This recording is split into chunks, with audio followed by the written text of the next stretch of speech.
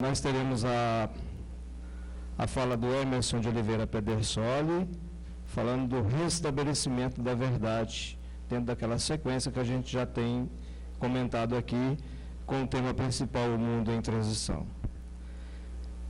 O foco vai ser na verdade consoladora e libertação, focando ideologias extremistas, as provas e as expiações, reforma íntima e laços fraternos e nova sementeira. Vamos passar a palavra para o nosso irmão.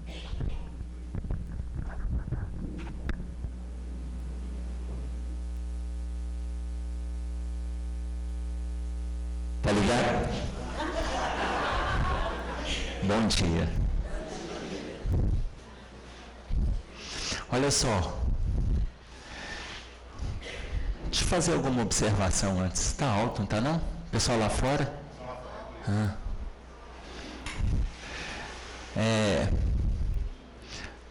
Eu cheguei aqui, vocês estavam na hora do lanche. Todo mundo lanchou? Estava bom? Deixa eu fazer uma pergunta para vocês. Quanto que vocês pagaram para lanchar? Quanto que vocês pagaram para o encontro hoje? Nem R$1? Me espera. Deixa eu ir aqui fora. Quanto que esse pessoal aqui pagou para lanchar hoje? Nem R$1? Tá certo. Vou fazer uma proposta. Estou vendo a casa cheia. Alguém custeou o lanche. Não vou falar do lanche, não. Nós, algumas pessoas aqui já me conhecem, outros conhecem o abrigo que a gente olha. Nós olhamos um abrigo com crianças especiais. De 4 anos para cá, nós fazemos lá no abrigo 2 seminários. Um em abril, outro em outubro. No seminário, nós pedimos às pessoas que, se puderem, doar para a gente um pacote de fraldas.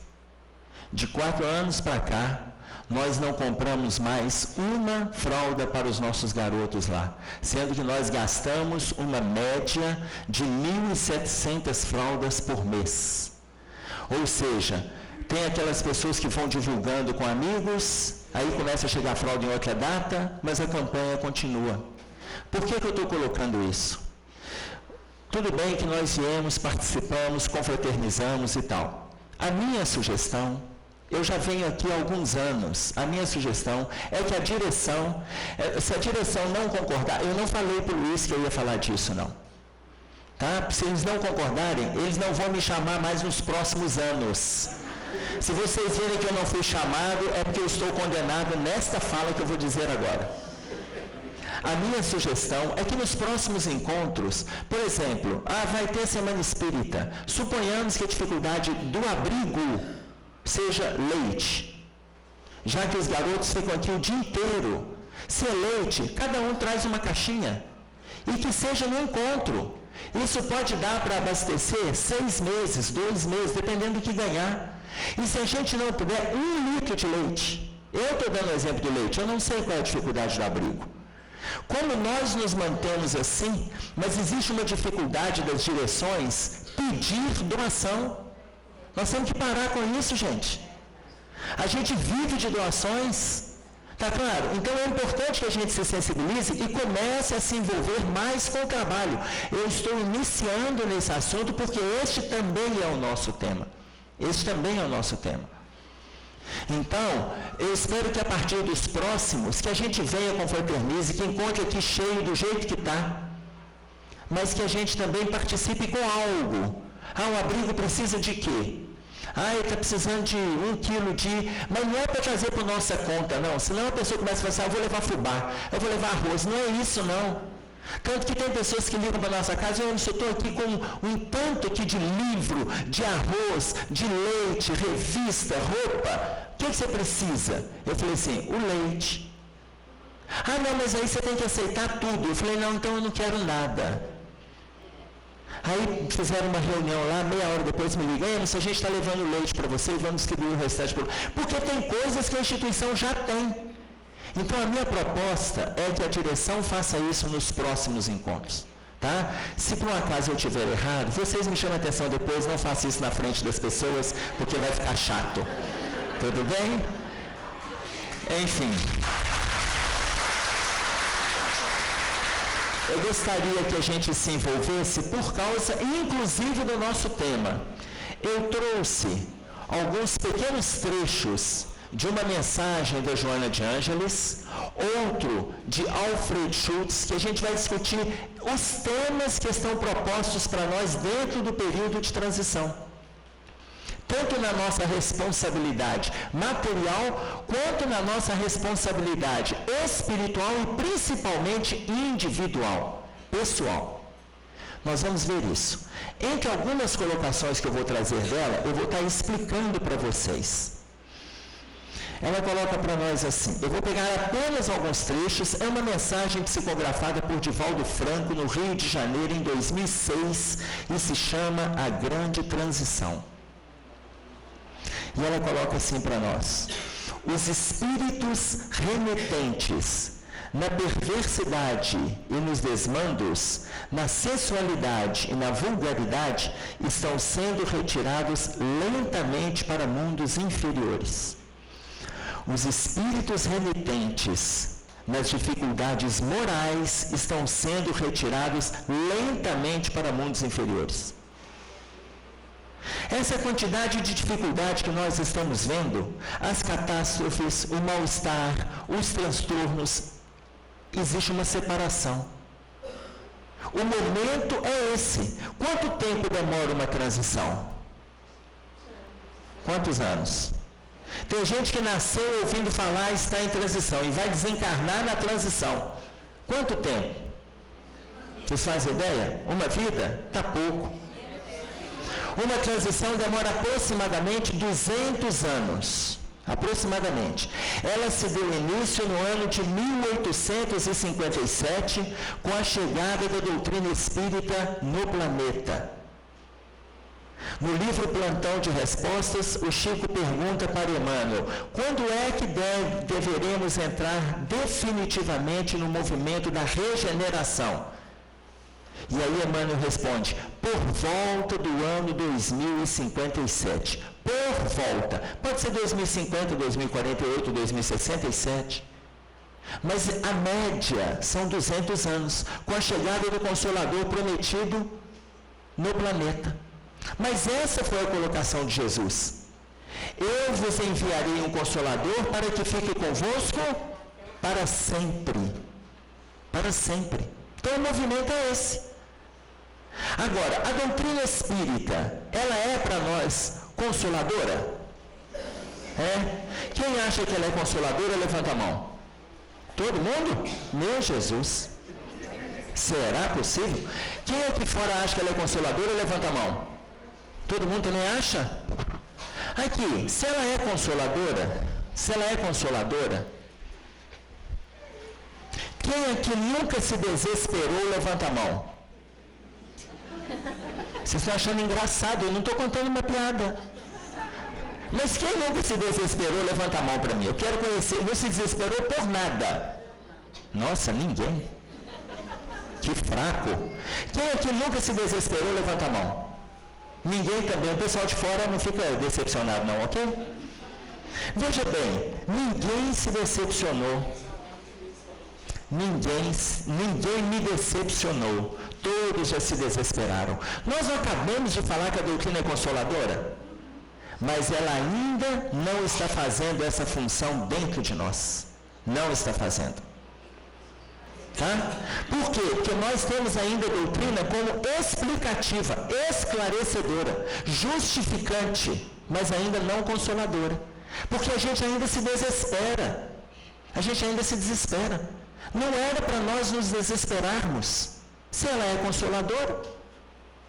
Então a gente estuda a doutrina, aí na hora que acontece uma catástrofe no nosso núcleo familiar, seja uma desencarnação, um acidente, uma prova mais difícil, uma separação, qualquer coisa, a gente primeiro se desespera. Depois de desesperar, a gente xinga quem está perto. Depois de xingar, a gente blasfema contra Deus. Depois a gente pensa assim, ainda bem que eu sou espírita, eu entendo tudo. Eu já acabei com todo mundo que está perto de mim, como que agora, aí é que eu falo que ainda bem que eu sou espírita. Aí já não dá para falar mais. Tá certo? Ou seja, se ela é consoladora, por que ela é consoladora? Ela é uma explicação do cristianismo.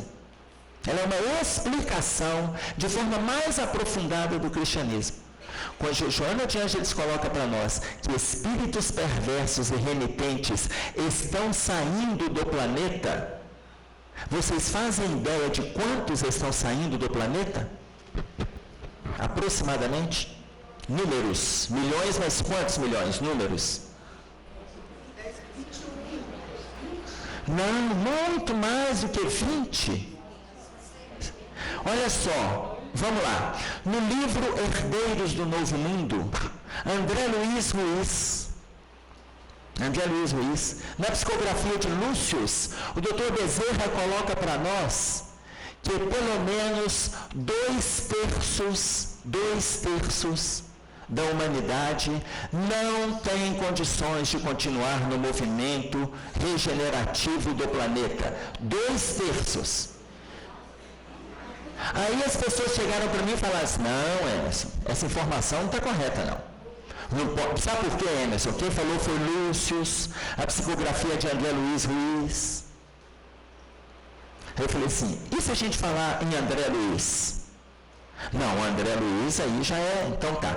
Então no capítulo 5 e 6 do livro Os Mensageiros, uma mensagem do espírito de Telésforo, que vem de esferas superiores, e fala com aqueles que estavam para reencarnar e os que estavam encarnados em sono. Ele coloca para nós assim, a maioria dos encarnados não estão preparados para continuar no planeta na entrada da regeneração. Dividem a Terra em 3, 1/3, 2/3, 3/3. A maioria quanto? 2/3. Então a informação que o Bezerra traz tem a ver. Mas se nós ainda tivermos dúvida, nós vamos lá no Velho Testamento em Zacarias, capítulo 13. Zacarias, no Velho Testamento, ele coloca para nós que 2/3 da humanidade não estará preparada para o movimento da transição. Não estará. Zacarias está falando do futuro. Ele não está falando da época dele. Ele é antes de Jesus, ele não está falando daquela época, não. Ele está falando de futuro. Ou seja, nós estamos com dificuldades até de definir se a gente está no 1/3 ou se a gente está no 2/3. Mas se a gente ainda tiver dúvida, teve um tal de Jesus que falou da porta estreita. E o que ele fala da porta estreita? Poucos por ela passarão. Vocês viram que na programação o Luiz falou que eu vou trazer palavras consoladoras? E eu estou trazendo desesperadoras, para ver se a gente já sai daqui deprimido até o final. Tá claro? Porque se Jesus fala a porta estreita, larga é a porta da perdição, e olha o que Jesus fala, e muitos por ela entrarão. Muitos por ela entrarão. Se Jesus fala que muitos por ela entrarão, aí continuando nessa passagem, ele fala assim, poucos passarão pela porta estreita. Então ele está falando de maioria e minoria. Ou seja, 2/3 e 1/3. Então Jesus fala, Ezequiel fala, Bezerra fala, Telésforo fala. Hoje nós estamos, se pegarmos a data que o Emmanuel passou para nós, hoje nós estamos aproximadamente menos de 50 anos do processo de transição, efetivamente. Estamos menos de 1/4 do tempo. Se uma transição demora 200 anos, estamos menos de 1/4 do tempo. Mas qual é o nosso movimento hoje? Vamos voltar para a ideia da doutrina consoladora. 200 anos aproximadamente, nós vamos dividir uma colocação que Kardec faz para nós, que nós estamos divididos em gerações. E ele fala no Livro dos Espíritos entre 2 a 3 gerações para acontecer esse movimento transitório. Considerando na época de Kardec que uma geração demora 70 anos. Uma geração, 70 anos.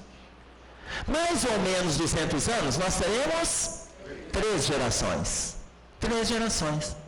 A primeira geração foi a chegada da doutrina espírita no planeta, os primeiros 70 anos. A chegada, a consolidação.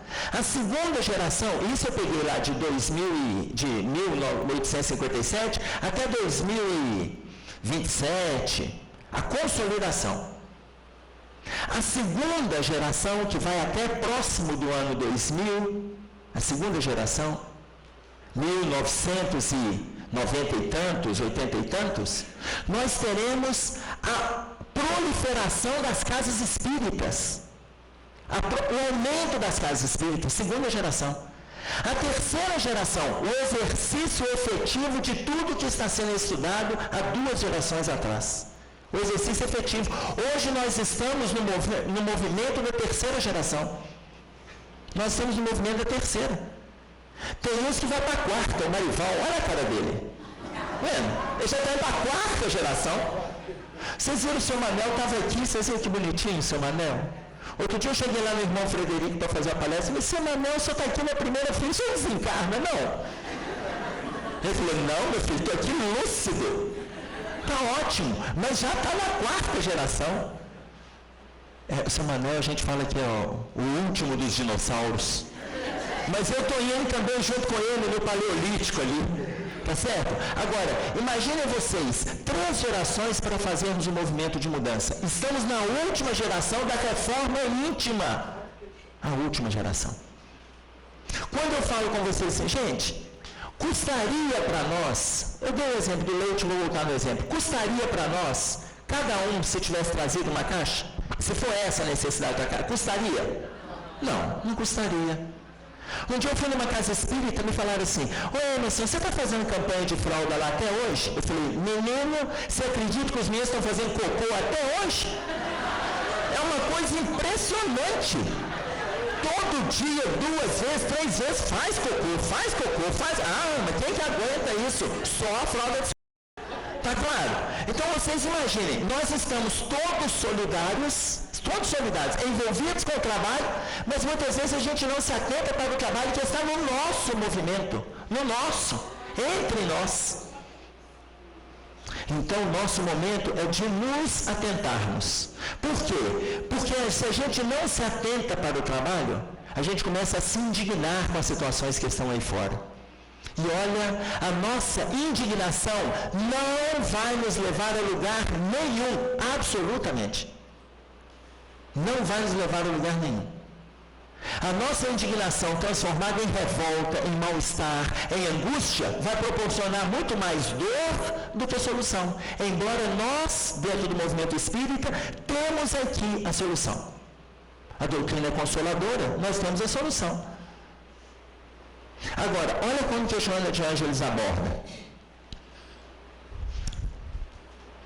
Por outro lado, aqueles que, olha só, espíritos remitentes na perversidade, no desvario, na sensualidade, na vulgaridade, estão sendo recambiados lentamente para mundos inferiores. Estão sendo retirados para mundos inferiores. Tem espíritos que já não convivem mais conosco. Já desencarnam e não têm condições de continuar aqui na Terra. Outro dia eu fui numa casa espírita que me falaram assim, ô Emerson, eu escutei falar que Hitler, ele já se arrependeu do engano que ele cometeu e tal, e agora ele está numa região trabalhando com Francisco de Assis e tal, até o palestrante que esteve aqui falou isso. Eu falei, gente, espera aí, se o Hitler já está com Francisco de Assis, eu sou Jesus. Não, Gente, quando vierem informações para nós, que gerar dúvida, estudem, questionem, aprofundem, encosta a pessoa na parede, vai buscar referência junto. Ninguém que vem aqui fazer palestra, absolutamente ninguém, tem conhecimento de tudo. A gente estuda. De repente uma pessoa traz uma outra informação muito mais rica. E nós vamos aprofundar nessa informação. Mas a informação que eu tenho de Hitler é a informação que Divaldo Franco trouxe para nós. Ele já está encarnado. Ele está encarnado neste mundo inferior que a Joana de Ângeles faz para nós. Está lá numa das últimas fases do homem de Neandertal. Ou seja, entre 30 e 50 mil anos atrás. E isso o Divaldo Franco é que coloca. Então nós temos que ter informações sólidas, ou então a gente não fala nada. Por quê? Porque ela coloca para nós espíritos remitentes, ela diz mais, por outro lado, aqueles que permanecem em regiões inferiores estão sendo trazidos à reencarnação. Quem não tem irmãos inferiores, quem não tem condições de ir direto para outro mundo inferior, porque está em regiões inferiores, vem para a Terra primeiro. Para ter mais uma chance. Aí me falaram assim, mas tinha que vir para cá, eu já podia ir direto para lá. Eu falei assim, mas veja bem, se já for direto para lá, às vezes você não estaria aqui. Eu falei assim, eu não tinha pensado nisso. Porque a gente, quando chega aqui, a gente não quer que ninguém mais venha. A gente quer a Terra só para nós. E sabe-se lá se nós somos dessas regiões em que estamos recebendo a última oportunidade? E se nós somos? Então o espaço está aberto para todos. Aí perguntaram para Sai Baba, que já retornou ao plano espiritual. Foi entre nós na Terra um dos homens de maior lucidez no que diz respeito às questões espirituais. Só para vocês terem uma ideia, Divaldo Franco, passando mal certa vez na Mansão do Caminho, ele fez uma oração e mentalizou Sai Baba, pensou em Sai Baba, na Índia. Quando ele terminou a oração dele, Sai Baba estava no quarto dele na Mansão do Caminho e impôs as mãos sobre ele. 3 anos depois, Divaldo Franco foi na Índia. Quando ele viu aquelas centenas de pessoas pegando fila para cumprimentar Sai Baba, Divaldo também pega a fila. Quando Sai Baba chega perto dele, Divaldo bate com o joelho no chão e abraça as pernas de Sai Baba. Sai Baba olha para ele, bate no ombro dele, faz o sinal para ele levantar. Depois fala com ele, para com essa cena. A gente já se conhece, há 3 anos atrás eu estive lá na sua casa, você não lembra? Esse é Sai Baba. Já retornou ao plano espiritual. Quando ele esteve entre nós, perguntaram para ele se a Terra não estava muito ruim pela quantidade de situações criminógenas, avassaladoras que estão nos envolvendo. Situações que estão nos envolvendo. E ele falou assim, a Terra nunca esteve tão bem como agora. O planeta nunca esteve tão bem. Aí perguntaram para ele, mas por que ele tem essa visão? Aí ele falou assim, imagine que a Terra é um cômodo. E aquele cômodo você tem uma lâmpada de 40 velas. E aí, a iluminação daquele cômodo, para você, está dando para você fazer um monte de coisas. É um cômodo de 40 velas. Mas o progresso hoje da ciência, da filosofia e da religião proporcionou a este cômodo uma lâmpada de 100 velas.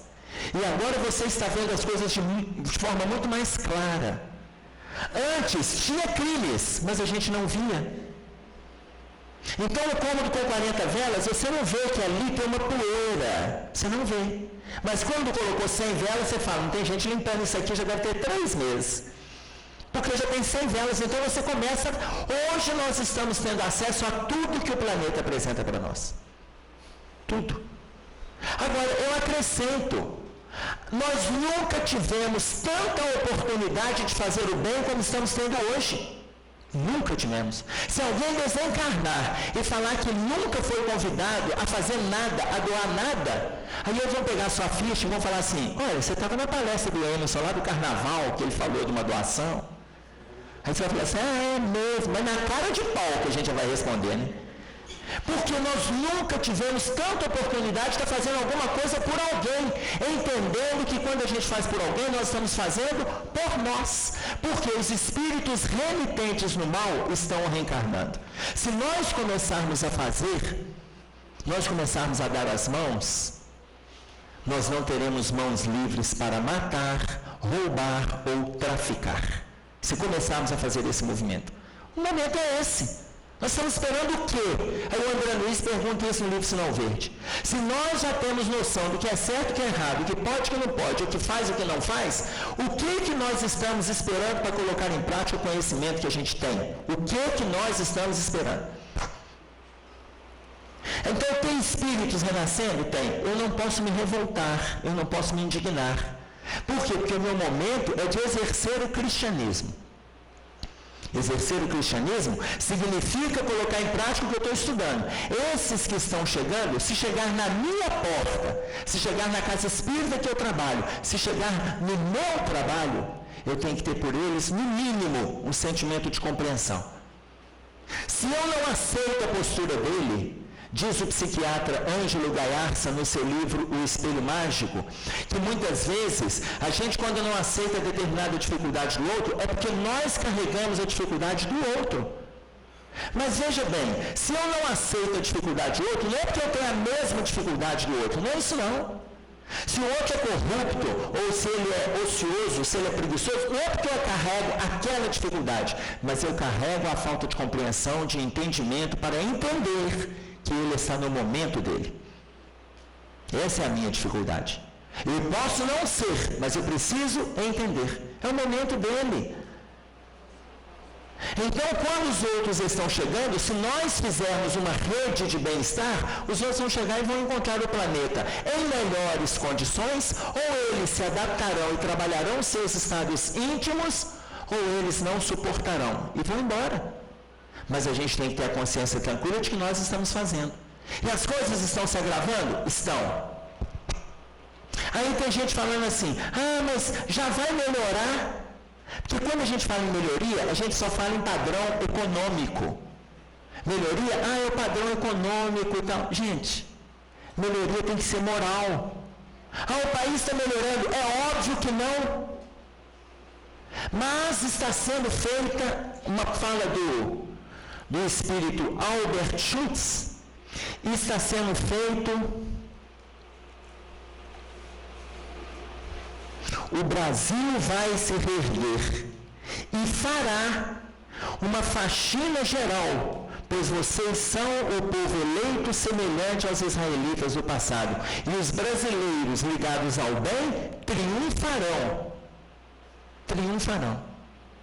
Então o Brasil, olha, essa mensagem é do final do ano passado, novembro, psicografado na Federação Espírita de São Paulo, na FESP. Na PESP. Está sendo feita uma faxina geral. Nós precisamos lutar para abraçar o grupo de 1/3. O grupo de 1/3. É o nosso movimento hoje. Por quê? Porque se tem espíritos remitentes ligados ao mal renasceram, e se nós somos um deles, hoje nós já estamos recebendo uma oportunidade nova. O que nós podemos fazer? Agora, da mesma forma que estão vindo esses, porque esse Alfred Schultz, ele coloca para nós também dos conflitos que vão acontecer, a queima-roupa nas ruas. Ele falou isso no final do ano passado. Nós acabamos de ver e ainda estamos vendo. Acabamos de ver olhos claros, não tinha lei. E aí falaram, olha como os marginais estão aproveitando as oportunidades, o que aconteceu em Vitória. Não tinha marginal aproveitando oportunidade, não. O marginal não precisa de ter ou não ter policial para ele fazer o que ele faz, não precisa. Quem coloca isso para nós é o Livro dos Espíritos, na questão 932. Ele fala que os maus são ousados e os bons são tímidos. Se o mal é usado com polícia ou sem polícia, ele vai.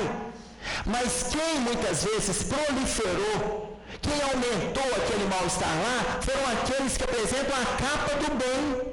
Que se faltar polícia, ele vai lá e tira as coisas do outro. O perverso não precisa não, com polícia ou sem, se tiver polícia ele burra, se não tiver polícia ele vai a si mesmo. Está lá no livro dos Espíritos, estou inventando isso não. Agora aquelas pessoas que assumem a capa do bem, faltou polícia, vai entrar em loja para tirar alguma coisa? Para nós que estamos na doutrina consoladora, estamos vendo o que está faltando? Está. Mas qual é a nossa função? Qual é o nosso papel? Será que a gente se desesperar, se indignar? Emerson, mas a gente pode se indignar com algumas situações que estão. A minha indignação tem de apresentar uma proposta. Não é eu simplesmente falar não. Não é isso não. Está tudo bem. A gente pode não concordar com a falta de água. Por exemplo, Brasília está lá contendo água. Mas a gente se acomodou, como diz André Trigueiro no livro Espiritismo e Ecologia. Acomodamos, porque aqui tem a maior bacia hidrográfica do mundo, de superfície e subterrânea. A maior está aqui. No deserto, no Oriente Médio, que era para faltar água, lá não falta água não, porque eles construíram o sistema de dessalinização da água. A água vem no mar, o mar não vai secar nunca. Mas no Brasil podia falar, não, porque a gente não acha que vai precisar. Mas o sistema é caro. É verdade, mas se estivesse se preparando, nós não teríamos falta d'água em nenhum lugar deste país. Porque para além da nossa bacia de superfície, nós ainda temos o aquífero Guarani, que está lá na região sul de Minas, pegando a maior parte de São Paulo, Mato Grosso do Sul, Paraná, Uruguai e Argentina. É água. Mas aqui nós temos um sistema de dessalinização da água que funciona em Fernando de Noronha. Para eles não, porque quem está na ilha não ficar sem água. Então o nosso problema é má administração. Nosso problema é má administração. Toda a riqueza está aqui. Tudo está aqui. Vocês lembram, sabe aquela historinha quando Deus estava fazendo o planeta? Estava fazendo o mundo, conhece? Colocou o mundo girando e os anjos do lado de Deus. Ele mandou terremoto lá para o Oriente, verdes matas para cá, e o planeta rodando. Aí ele mandou vulcões para a Europa, e aqui ele mandou água limpa e cristalina.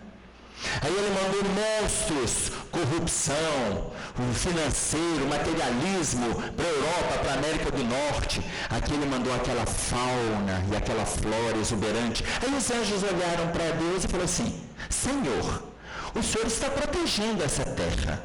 Eu estou vendo que para lá a fauna, a flora, as águas cristalinas, tudo vai para lá. Os outros recebem vulcões, terremotos, tsunami, corrupção. Ele falou assim: não, meu filho, tenha paciência, eu ainda estou fazendo o mundo. Você vai ver a Argentina que eu vou colocar lá. Você imagina, quando coloca isso, até conosco mesmo já é feita piada. Até conosco. Mas por quê? Porque nós temos dificuldades de sermos solidários nas nossas relações. Nós temos dificuldades. Agora, olha a forma que a Joana de Ângeles aborda para nós. Da mesma forma que estão chegando espíritos remitentes no mal das regiões inferiores, trazidos à reencarnação, espíritos nobres estão chegando a fim de promover o bem e alargar os horizontes da felicidade. Espíritos nobres. Espíritos nobres também estão chegando. Olha a informação que ela passa para nós. Até 2025, nós teremos encarnados no planeta 200.000 espíritos em perfil angelical. Vou repetir. Até 2025, nós teremos encarnados no planeta 200.000 espíritos em perfil angelical. Ou seja, vários já estão, milhares já estão encarnados. milhares, mas até 2025, 200 mil. Imaginem vocês um perfil para nós de Madre Teresa de Calcutá. Imaginem um Chico Xavier, uma irmã Dulce, imaginem 200 mil espíritos do perfil deles para melhor. Ou seja, quem não concordar com a regeneração, não concordar com a mudança, vai fazer o movimento de saída. O nosso movimento é de ficar aqui na Terra. O nosso projeto é esse. Tem gente que fala assim, nossa, eu quando morrer, eu não quero voltar para essa terra nunca mais. Então vai para o inferno. O inferno é o bom sentido, para o plano inferior. Porque se a terra está saindo de prova e expiação para melhor, como é que eu não vou voltar para cá? Eu tenho que voltar para cá. Será que a pessoa acha que ela já vai dar um salto na evolução e já desencarnar quase anjo? Não, gente. Tem isso não. Então nós vamos fazendo esses movimentos. Mas eu não dou conta de interferir nas questões que estão acontecendo sobre o exemplo que eu dei na política. Eu não dou conta. Mas o que eu posso fazer em torno de mim? Eu não dou conta. Olha, eu posso ser contra ou a favor da transposição do Rio São Francisco. O que a minha opinião vale para o país? Nada. Não é nada, não. Mas e o meu voto? Outro dia eu vi os brasileiros criticando o governo americano. Olha o que nós já fizemos com esse país. Nós temos condição de falar alguma coisa? Nós temos autoridade moral para falar alguma coisa do que fizerem certo ou de errado lá? Não temos. Olhemos para nós. Nós temos que nos atentar para a nossa condição. Não é criticar o que está lá fora. A gente está conseguindo fazer o melhor aqui dentro. Mas o Congresso lá é diferente. É verdade. Os nossos deputados federais que estão lá em cima, dos 517, menos de 10% foram eleitos pelo voto direto. Você já notou que quem você vota não sobe? Mas o outro subiu pela legenda, o outro subiu pelo não sei o quê. Porque a nossa lei é assim. Mas quem é o povo? Como diz Emmanuel, cada povo tem um governo. Todo mundo sabe, que bacana. Aí a gente xinga, critica, agride, mas esse é o nosso movimento. O nosso movimento tem que ser de mudança de dentro para fora. Dr. Bezerra de Menezes, ele coloca para nós assim: mudemos de sintonia para não ser preciso que a gente mude de mundo. Mudemos de sintonia. Para que não seja preciso a gente mudar de mundo, porque quem não acompanhar a sintonia de mudança e de melhora e ficar preso à revolta, à indignação, à agressão, os despautérios, à corrupção, esses não continuam no movimento planetário, não continuam. Mude de sintonia para que não seja preciso você fazer a mudança de mundo. Então o nosso movimento tem que ser de mudança.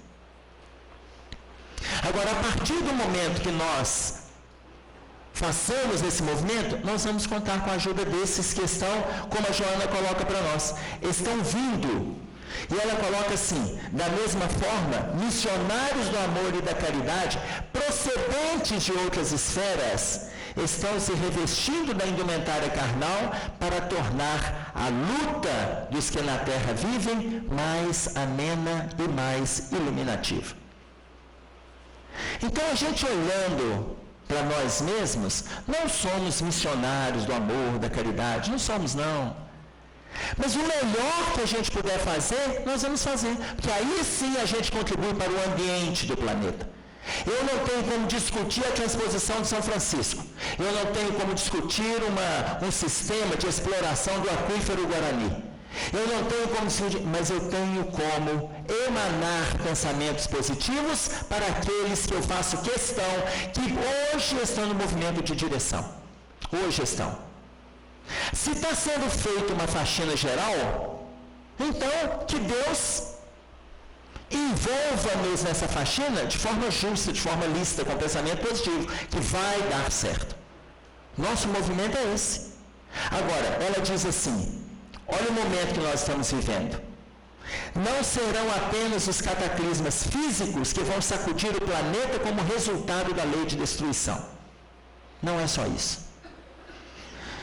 Esfacelam-se os lares, desorganizam-se os relacionamentos afetivos, desestruturam-se as instituições e as oficinas de trabalho convertem-se em áreas de competição desleal. Eu vou repetir. Pense nas colocações que ela faz. A gente vai ter pessoas, se não nos encaixarmos nesses 4 itens, nós temos amigos ou parentes ou colegas de trabalho que se encaixam. Esfacelam-se os lares, desorganizam-se os relacionamentos afetivos, desestruturam-se as instituições e as oficinas de trabalho estão se convertendo em áreas de competição desleal. Temos ou não temos? Olha essa Joana, isso aqui é previsão de futuro. Não, gente. Isso aqui é a representação real da desgraça social. É a desgraça que está acontecendo. Vocês conhecem a história da desgraça? Não? Vou contar para vocês. Estávamos no culto no lar na minha casa, eu, minha esposa hoje está aí, ela não está aqui, está ali. Estávamos no culto no lar na nossa casa e eu falei assim, a gente tem que ter cuidado para não entrar em sintonia com as situações que estão acontecendo, para não nos envolvermos com as desgraças sociais, porque daí a pouco a gente começa a se apresentar triste, cabisbaixo, enfraquecido, e aí a ira vai tomando conta da gente, o mal-estar, a agressão, e a gente não sabe por que isso está acontecendo. Aí minha esposa falou assim, meu bem, eu não gosto que você fica falando essa palavra desgraça. Aí eu falei assim, desgraça é infortúnio, dificuldade, transtorno, problema. Ela falou, então fala infortúnio, dificuldade, transtorno e problema. Não precisa falar desgraça. Aí eu falei, tá bom, vou tentar. Passei o Evangelho segundo o Espiritismo para ela abrir na hora do culto. Aí ela abriu o capítulo 5, Bem-aventurados aflitos, a desgraça real. Eu falei, tá vendo? Até os espíritos falam em desgraça, você acha que é só eu, os espíritos também estão falando. E os espíritos vão falando, explicando a desgraça e fala várias vezes a palavra desgraça. Só que eles explicam o que é a desgraça real. Eles colocam para nós que a desgraça é isso mesmo que a gente está vivendo. O infortúnio, a dificuldade, o transtorno, é isso. Mas a desgraça real é quando a gente está envolvido com dificuldades, aprendendo com essas lições e não conseguimos colocar em prática. Daí a 1 ano, 2, 5, 8, nós repetimos os mesmos problemas. Estamos instalados na desgraça real. A gente aprende, daí a pouco repete os problemas, tudo a mesma coisa. É a desgraça real. Quantos de nós estamos, aí ela fala que esfacelam-se os lares. Os casais, Rubem Alves, ele coloca para nós assim, quando você tiver que escolher alguém para se casar, escolha alguém que goste de conversar, porque o corpo muda, o tempo se encarrega de fazer essas mudanças e outras, o dinheiro acaba, mas o diálogo você tem com aquela pessoa até o final da sua vida. Escolha alguém que você goste de conversar, porque o diálogo segura as relações. E a gente está vendo que é a primeira coisa que os casais estão fazendo, parando de conversar.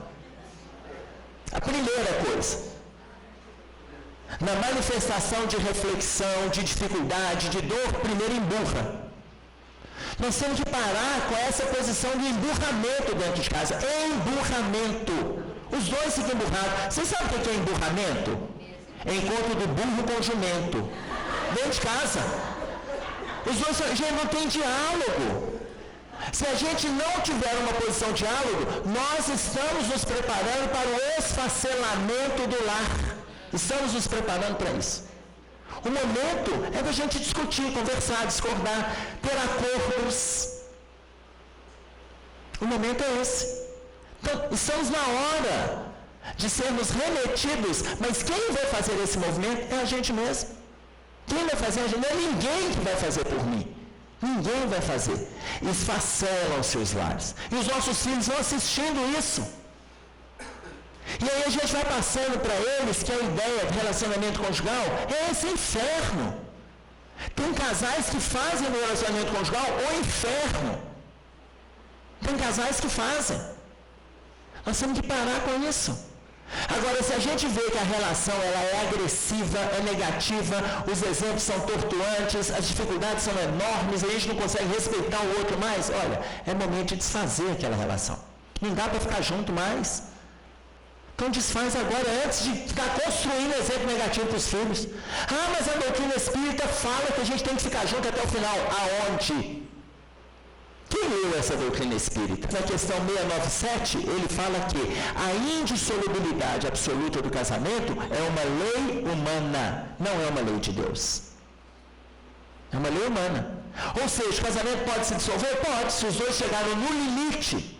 Ah, isso é um convite à separação. Não, isso é um convite ao discernimento. É um convite ao discernimento. É para nós avaliarmos. Dá para a gente vencer as dificuldades, os transtornos? Dá. Com o quê? Diálogo. Diálogo. Isso não é nenhum convite à separação, não é um convite à reflexão. Nós temos que melhorar as nossas relações, não é esfacelar e depois ele fala assim, a Joana Diante tinha razão, ela estava falando da minha casa. Não é isso não. São as justificativas que a gente vai arranjando para não nos atentarmos às nossas atitudes. Então, não vamos permitir que a nossa casa esteja esfacelada. Aí, nós falamos de sociedade equilibrada. Mas nós não conseguimos montar o equilíbrio nem na nossa casa. A gente fala do governante do país, mas a gente não está conseguindo governar os nossos costumes dentro de casa. A gente fala que eles não sabem conversar lá, nós não conversamos aqui. Eles brigam e se agridem lá, a gente briga e se agride aqui. Como que eu quero uma sociedade saudável se eu não faço saúde no meu relacionamento? Se eu quero um mundo melhor, eu tenho que começar esse mundo melhor aqui dentro de mim e daqui para fora. Às vezes eu estou atritando tanto comigo, eu estou me agredindo tanto que eu não consigo nem ter um relacionamento saudável com o próximo. Ou seja, eu estou conturbando o planeta ainda mais no movimento transitório. Conturbando ainda mais. Aí ela, para além do esfacelamento dos lares, ela coloca, desorganizam-se os relacionamentos afetivos. Hoje nós temos uma síndrome de vigília, porque com a vinda da tecnologia, um acha que tem o direito de ficar vigiando o outro. Gente, nós temos que aprender a respeitar a individualidade do outro. Quem coloca isso para nós é André Luiz no livro Sol nas Almas. No capítulo 59 está intitulado Apontamentos Essenciais para os Cônjuges. Respeitar a individualidade do outro. Respeitar. Ah, mas o outro pode participar? É claro, é diálogo. Até para não acontecer o esfacelamento das relações afetivas, como ela propõe. Eu tenho que buscar o melhor. Qual é o melhor? Qual é o melhor? Nós já sabemos. Paulo, quando escreve aos Coríntios, na primeira carta, no capítulo 1, no versículo 13, ele diz assim, nós vos escrevemos aquilo que vós já sabeis ou que de alguma forma reconheceis. Todo mundo já sabe. O que deve, o que não deve, pode, não pode. Todo mundo sabe. Vocês veem que a gente vai assistindo palestras, pouca coisa nova em relação ao que a gente já conhece. Mas é sempre um reforço para nós estarmos na luta. É sempre um reforço. Agora, a partir do momento que a gente se prontifica a essa mudança, olha o que ela diz. A turbulência vence a paz. O conflito domina o amor e a luta desigual substitui a fraternidade. A turbulência vence a paz. Se isso vem acontecendo, onde que eu começo o exercício de pacificação? Onde que a gente começa? Dentro de nós. Dentro de nós. O exercício de pacificação não é fora, ele começa aqui. Na informação, conhece-te a ti mesmo, lembram disso? Quando o livro dos Espíritos coloca um sábio da antiguidade, Voludice, na resposta da pergunta 919, conhece-te a ti mesmo, a gente sempre acha que o sábio da antiguidade é Sócrates, e não foi Sócrates que falou isso. Sócrates encontrou essa frase na porta do templo de Delfos, na Grécia, e adotou essa frase como um estilo de vida. Começou a divulgar. Ah, mas quem escreveu essa frase? Não contei para vocês quem escreveu, não?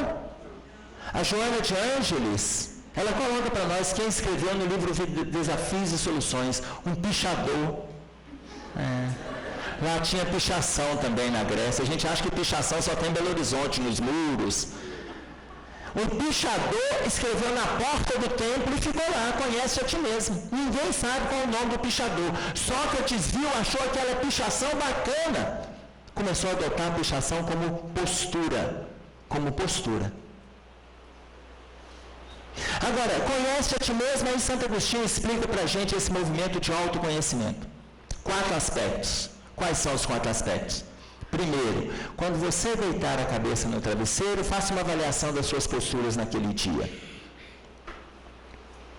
Para a gente refazer isso no dia seguinte. Segundo aspecto, se Deus resolvesse nos chamar esta noite, o que nós temos para apresentar a Deus? Se Deus resolvesse nos chamar esta noite, o que nós temos para apresentar para Ele? Vocês estão preocupados, né? Ou então está falando assim, hoje eu não vou mesmo? Eu sei que eu não vou? Sei não. E se for? Se for hoje? Vocês querem... Aí, olha, vou pegar um exemplo para vocês. Existem 2 tipos de morte. 2 tipos de morte. Repentina, você tem um infarto, cai e morre, pronto, acabou. E tem aquela morte que você vai sofrendo, vai adoecendo, vai tendo quedas, vai envelhecendo, quebra o quadril, vai para o repouso, depois tem Alzheimer, depois começa com câncer, depois abraça um Parkinson, e aí é internado, depois volta do hospital, aí vai para o hospital e faz cirurgia, depois fica no CTI, depois vai definhando, aí volta para casa, ninguém te aguenta mais, todo mundo começa a reclamar, aí é ótimo que você perde a consciência, eles têm que cuidar de você a si mesmo, que não pode te matar, e aí depois você volta para o hospital de novo, e volta. Esse é o outro tipo de morte. Esse segundo tipo de morte, a pessoa fica nesse movimento assim, 15 anos. Qual tipo de morte que vocês preferem? O primeiro ou o segundo? Levanta a mão para mim quem que é o primeiro. Vou até lá fora agora. Não, agora eu vou. Levanta a mão para mim, só para eu ter uma ideia quem que é o primeiro aqui no salão. A maioria? Quem que é o primeiro tipo de morte aqui? Levanta a mão para mim. Não, mas tem gente que não levantou a mão, não. Eu vou explicar por quê. Quem que é o segundo tipo? Levanta a mão.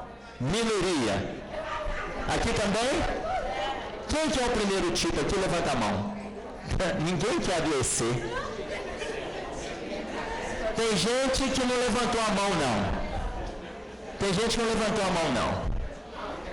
Eles estão assim, não, eu não vou levantar a mão porque eu não quero ir de jeito nenhum. Eu não quero ir nem de forma lenta, nem de forma rápida. Eu não quero ir, então eu não vou nem levantar a mão. Agora, do jeito que nós aprendemos sobre as noções de céu e inferno, quem quer ir para o céu, levanta a mão. Quem quer ir para o céu? A maioria? Levanta a mão, deixa eu ver. Nossa, todo mundo, até em coro. Puxa vida. Quem quer ir para o céu? Opa, tá vendo que sou eu? Caiu?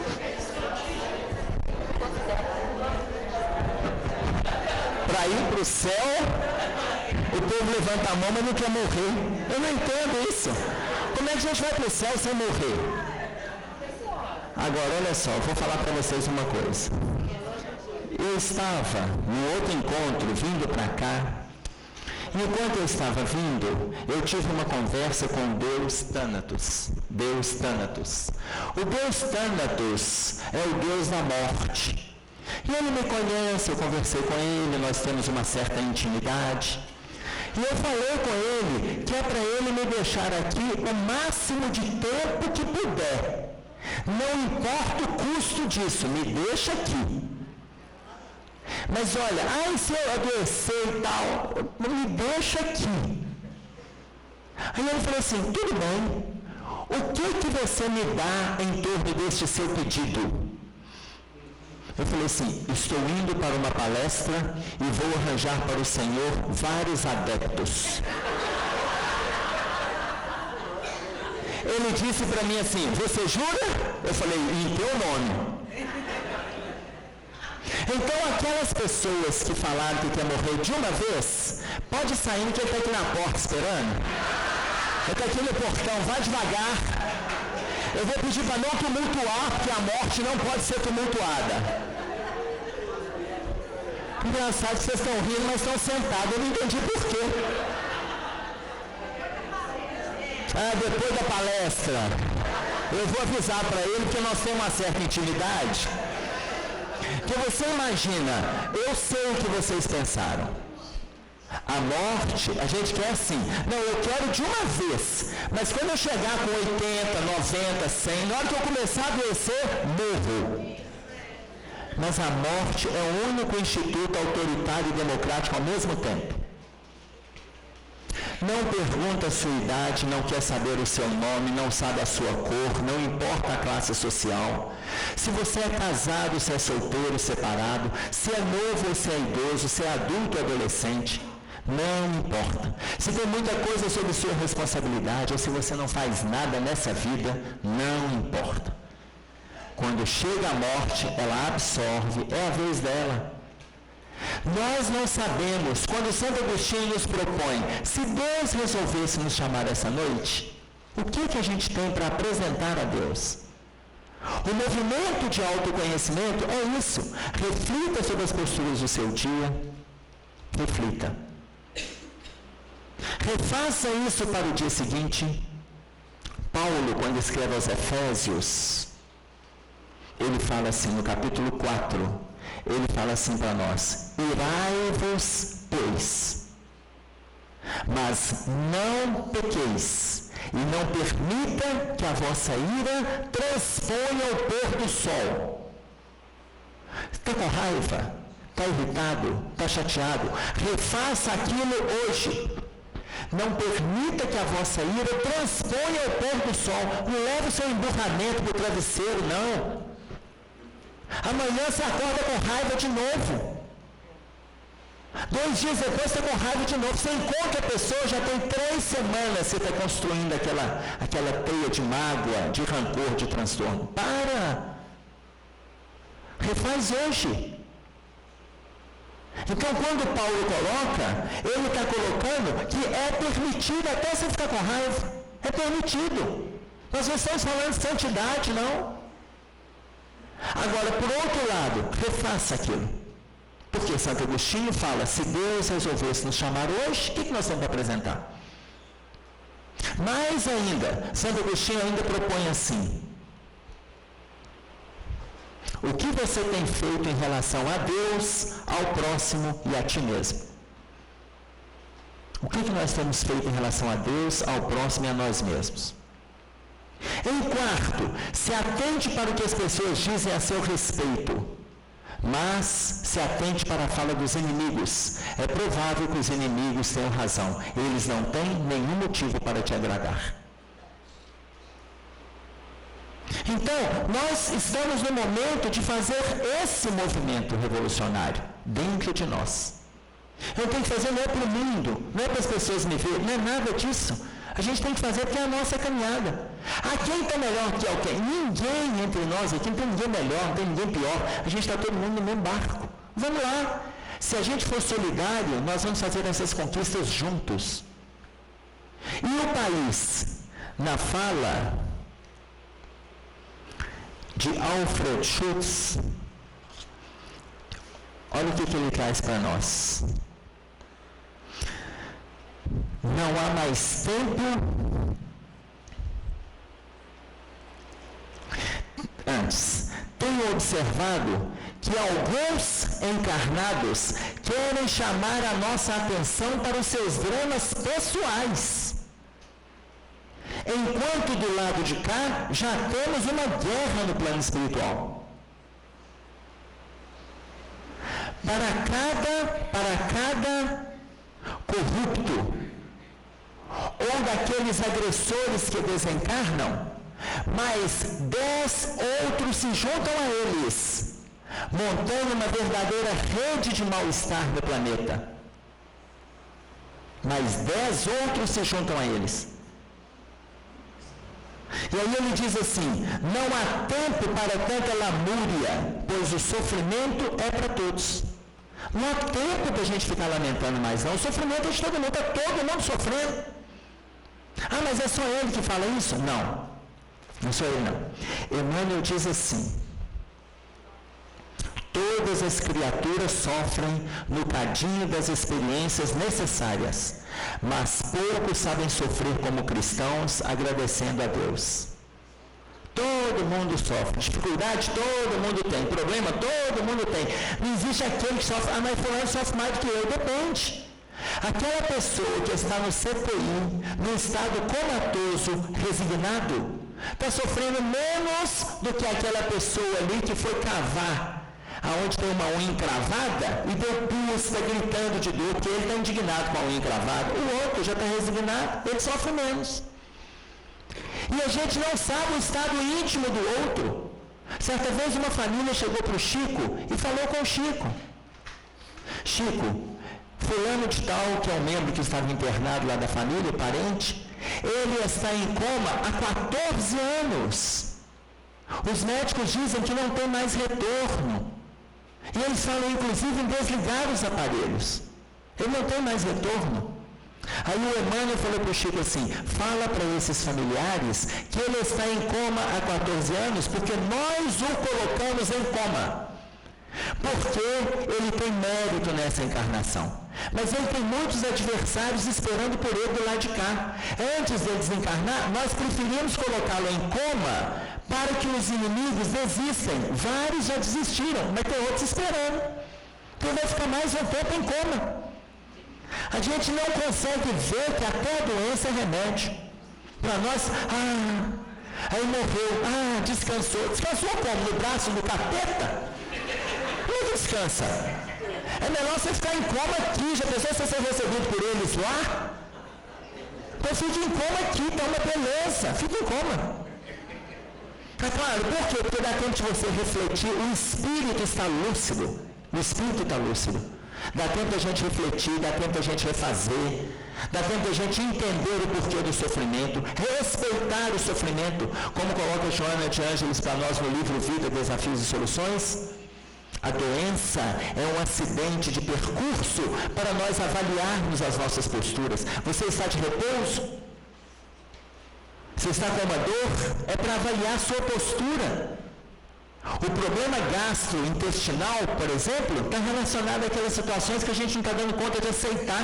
A gente vai vivendo indignado e não consegue fazer nada para melhorar. Abraça a indignação, abraça a revolta, abraça o mal-estar, daí a pouco começa com úlceras duodenais, problemas estomacais, gastrite. Eu tenho gastrite nervosa. Então fica calmo. Fica calmo. Tá claro, conversando com professor da Federal, professor Geraldo de Gastroenterologia, ele é contratado na UFMG pelo Departamento de Gastroenterologia. Hoje ele é psicanalista, ele tem mais de 70 anos. Ele falou que ele não examina mais exame, não olha mais nada, que ele só é gastro dando aula. Ele não é gastro no consultório. No consultório ele trabalha com análise. Aí eu perguntei para ele assim: o senhor cansou de ver a quantidade de problemas criados pela mente, transferidas para o corpo, que a pessoa não está dando conta de elaborar? Ele falou: é isso mesmo. Cansei de ver as pessoas não dando conta de digerir as situações, porque não tem elaboração no campo emocional e no campo mental, e elas vão somatizando a dor, e começam a tomar remédio daqui, exame dali, cirurgia colar.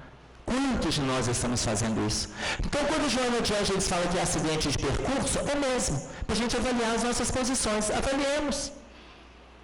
Agora, olha o que ela fala. Qual é o nosso papel no movimento transitório? O nosso papel. A melhor maneira de compartilhar da grande transição é através da 3 palavrinhas: consciência de responsabilidade pessoal. 4 palavrinhas. Consciência de responsabilidade pessoal. Faz o que está na sua alçada. Para de cobrar dos outros, para de observar os outros, para de criticar os outros. O que dá para você fazer? Vai lá e faz.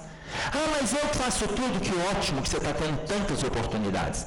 E o outro que não faz nada? Deixa, o problema dele é com Deus, não é com você. Nós temos que parar dessa de ser julgador do outro. Não somos. Os nossos filhos falam muito isso, tudo eu nessa casa. Nós já fomos filhos, adolescentes, crianças, e a gente já falou, tudo eu. Hoje é a vez deles falarem conosco. Aí apareceu, eu estou tendo que fazer muito lá na casa espírita. Faz. Emmanuel coloca para nós assim: se a providência divina nos alcançar para o acerto de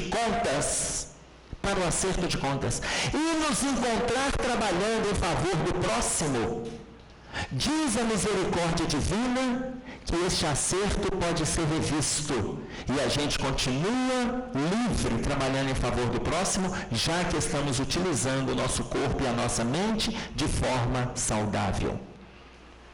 Para o acerto de contas.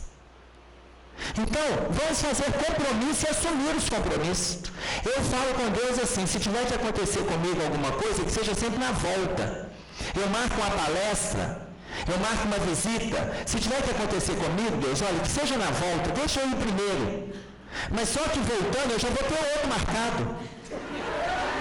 Ele já sabe que eu estou indo para outro.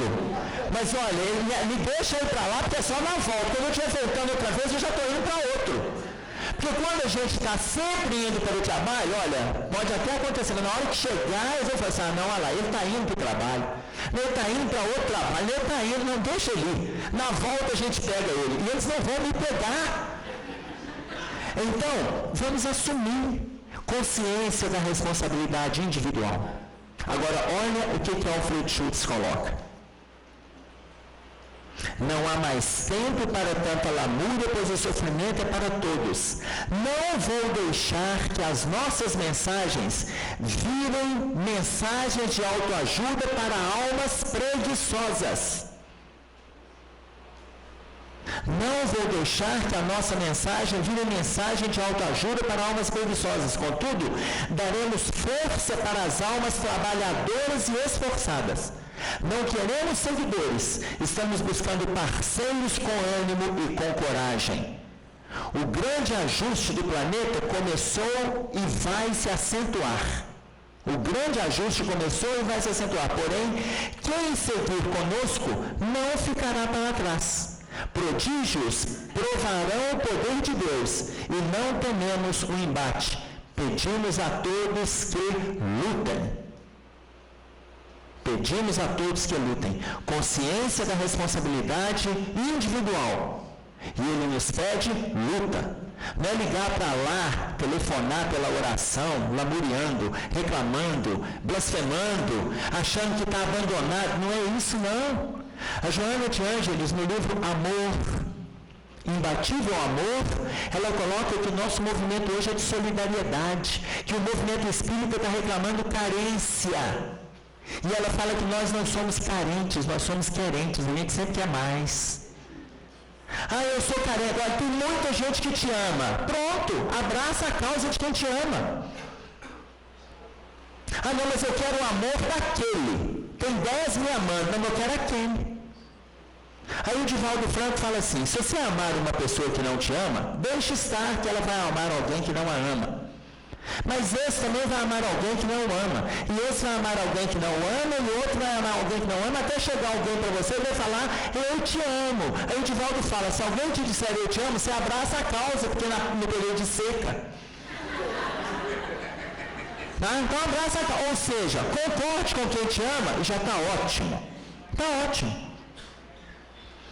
E aí Alfred Schultz coloca para nós, o Brasil tem um glorioso destino, contudo, os eleitos têm que sair do comodismo e deixarem a covardia para disseminar o bem na prática. Abandonem o medo, a tristeza e a dor, para que a luz espiritual te guie. Abandone o medo, a tristeza e a dor, para que a luz espiritual nos guie. Abandonemos. Abandonemos. Esse é o nosso movimento de mudança. Ah, mas e se o meu parente não quiser comigo? Se meu marido não quiser comigo? Se minha esposa não quiser? Não tem problema, faz você o seu movimento. Ah, mas e se eu não agradar a família? Faz você o seu movimento. Consciência. Consciência. É hora de agir. Isso que nós estamos fazendo aqui, eu diferencio conhecimento de consciência. Isso que nós estamos fazendo aqui é conhecimento. É o acúmulo teórico daquilo que a gente está estudando. Consciência é a prática disso que a gente está fazendo. É a prática. Não vamos abraçar a prática. Não dá mais para ficar no campo do blá blá blá. E se não quiser? Se não quiser, é um direito do outro. Agora, nós temos em Jesus, vocês veem a quantidade de problemas que a gente vai carregando? Mateus, quando olha para Jesus, ele fala para Jesus assim, quando ele vai começar as bem-aventuranças, o Sermão da Montanha, que compreende o capítulo 5, 6 e 7 de Mateus começa assim, e Jesus vendo a multidão. Qual era a multidão que Jesus via? Não era a multidão de pessoas, era a multidão de dificuldades que cada pessoa carregava. O olhar dele é clínico. Ele olhava para dentro da criatura e ele via a quantidade de transtornos. Ele não agradou todo mundo. Ele via a quantidade de problemas. Entre os 4 evangelistas, Mateus, Marcos, Lucas e João, o evangelho de Mateus é o mais completo. Porque Mateus, ele registrou coisas enquanto Jesus falava.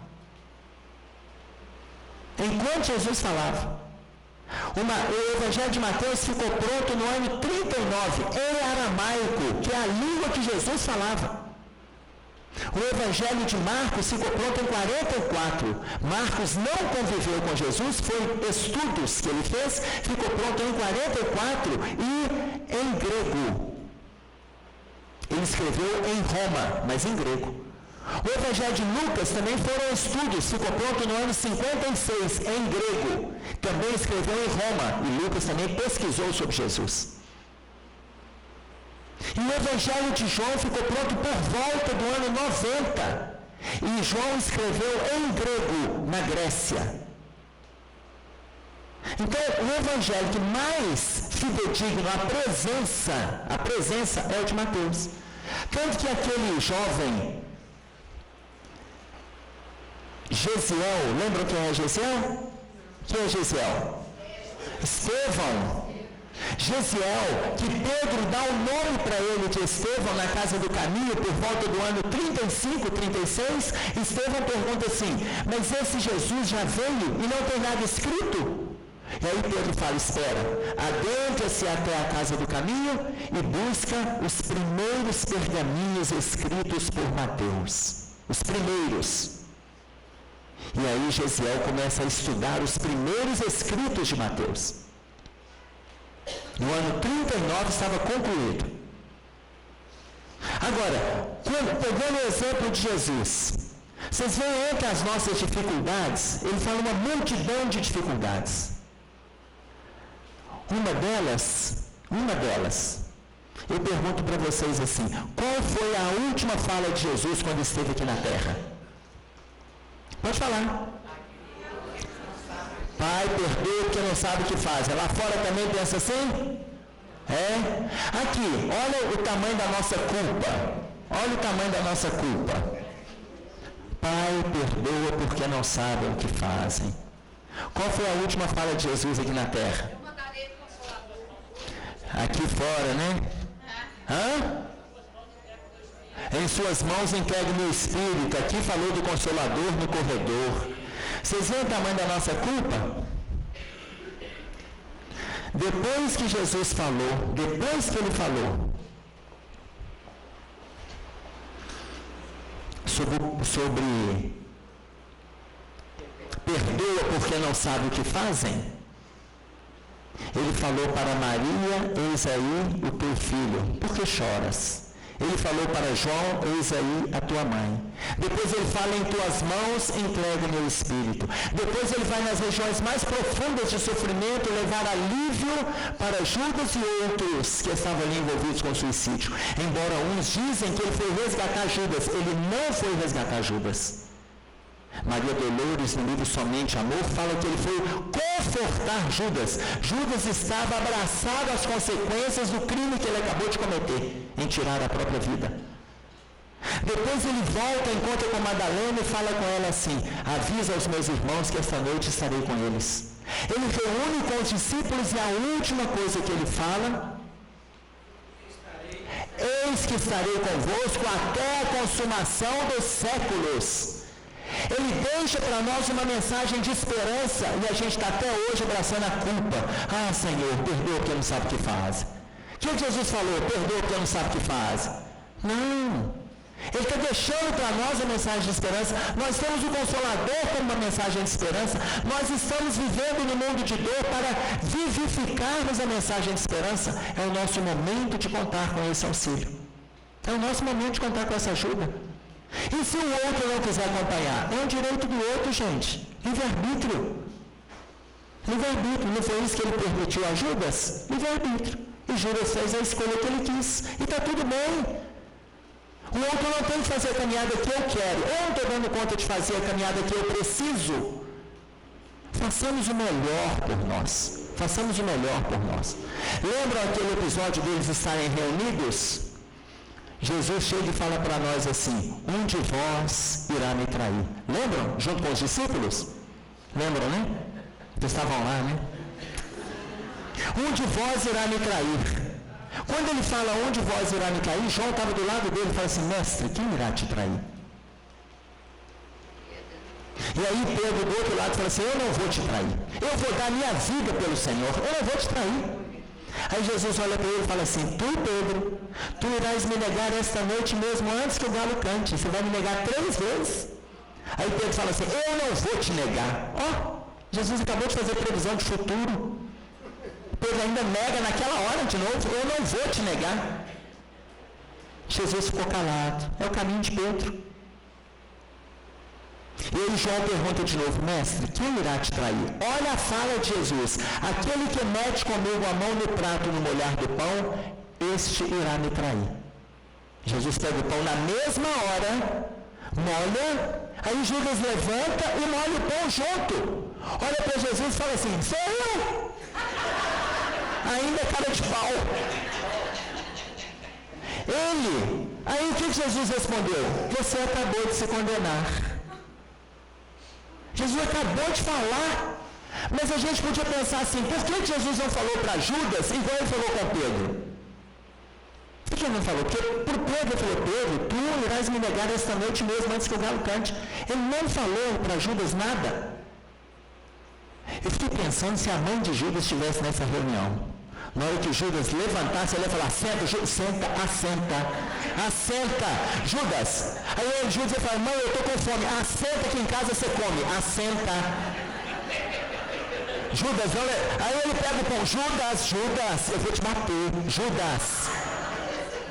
Porque mãe desespera, né? Mãe desespera, porque é o emocional que ia falar ali. É o emocional, ia gritar. Mas a mãe não estava. Aí Judas levantou, molhou o pão.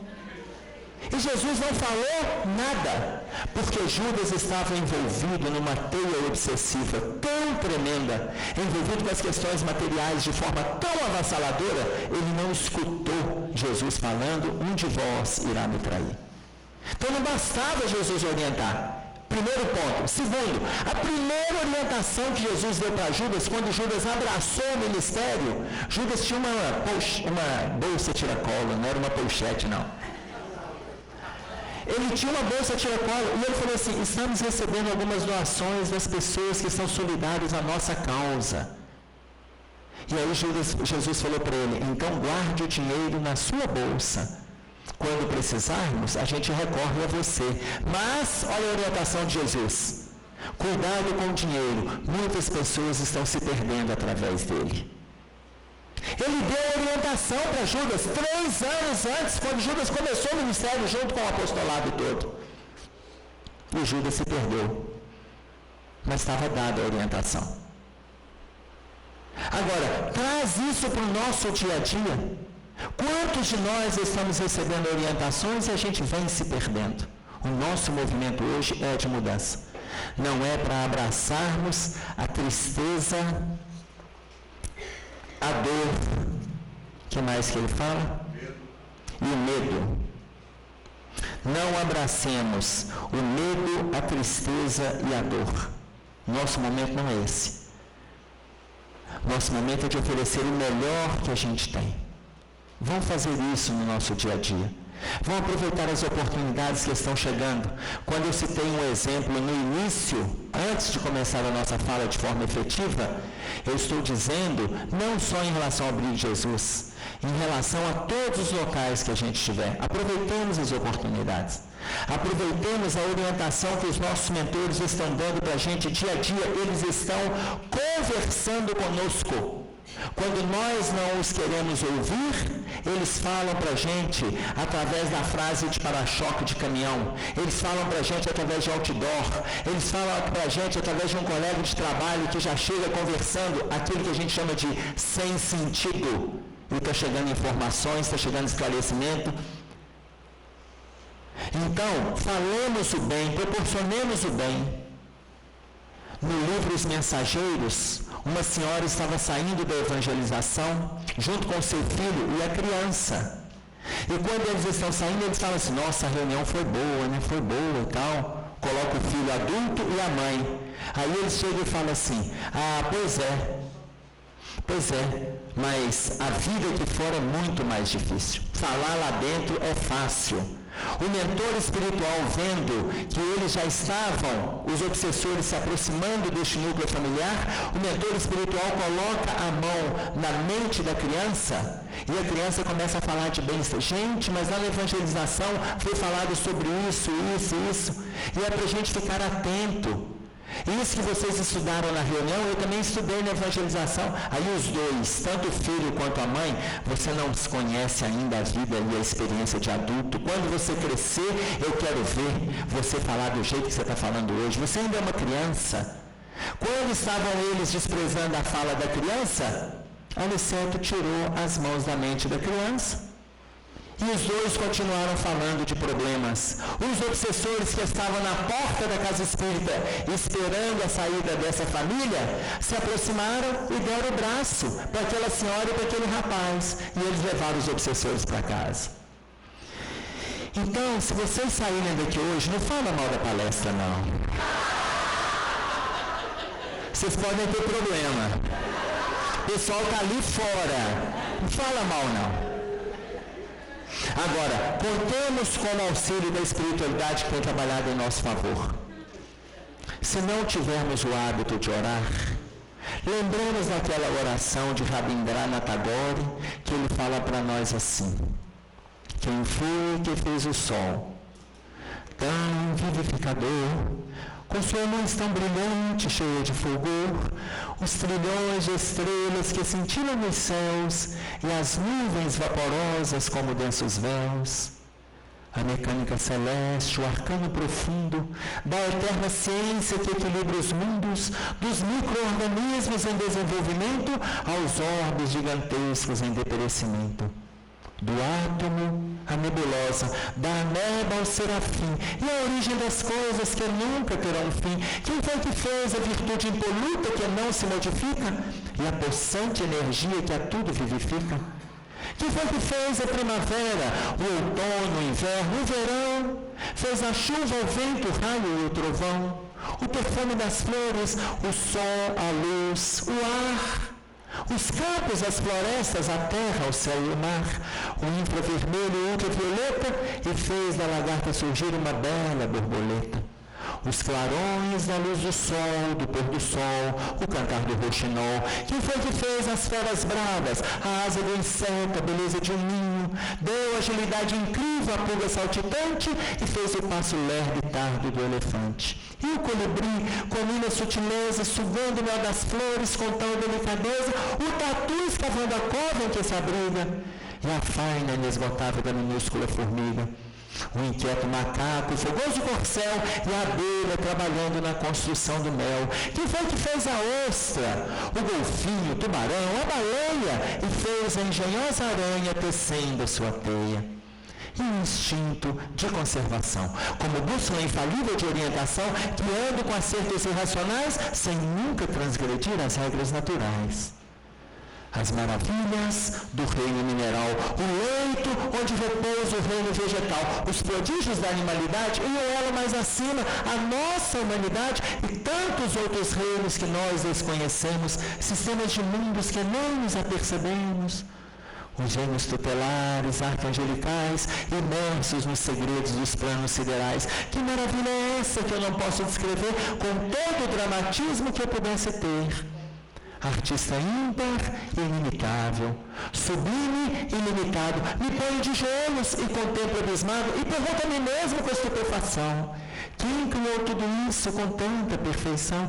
Quem dá sem perder nada e paga sem dever? E a todo movimenta sem nunca se mover, formando, transformando, criando e agindo, governando e dirigindo. Quem tem tanto poder? Pergunta a outras vozes: quem pode me dizer? Eu vos peço, queridos irmãos meus. E as vozes me respondem: foi Deus, foi Deus, foi Deus. Eu vou agradecer a paciência de vocês, tomara que tenham valido as nossas reflexões esta manhã, até uma volta, se Deus quiser.